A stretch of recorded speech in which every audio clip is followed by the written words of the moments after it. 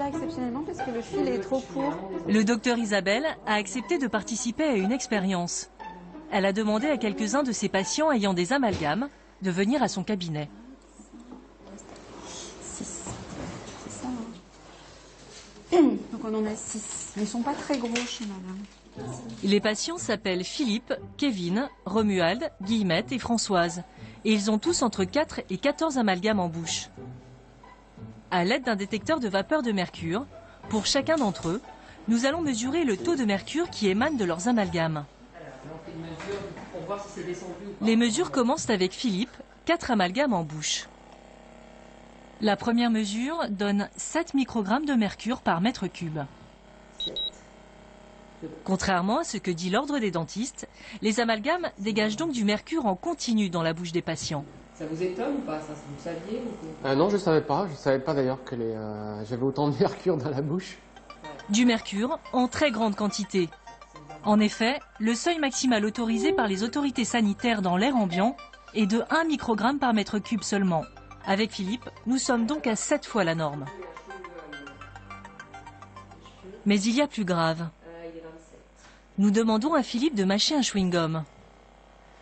Au bout de 3 minutes, les émanations de mercure montent à 47 microgrammes par mètre cube.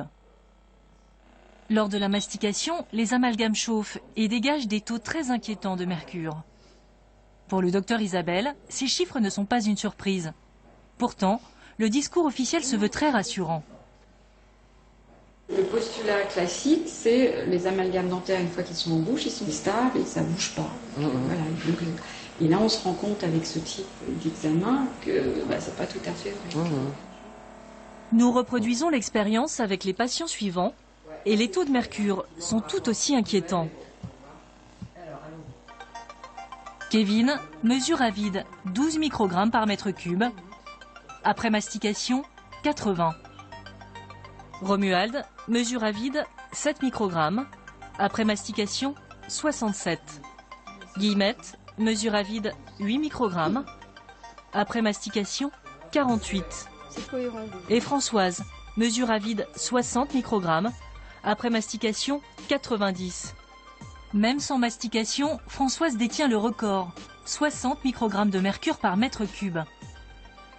Un taux qui préoccupe le docteur Isabelle et sa patiente. Je ne savais pas du tout. Ouais. Vous étiez au courant? Et ça fait quoi? C'est-à-dire qu'on a quand même en permanence 60 microgrammes de mercure en bouche.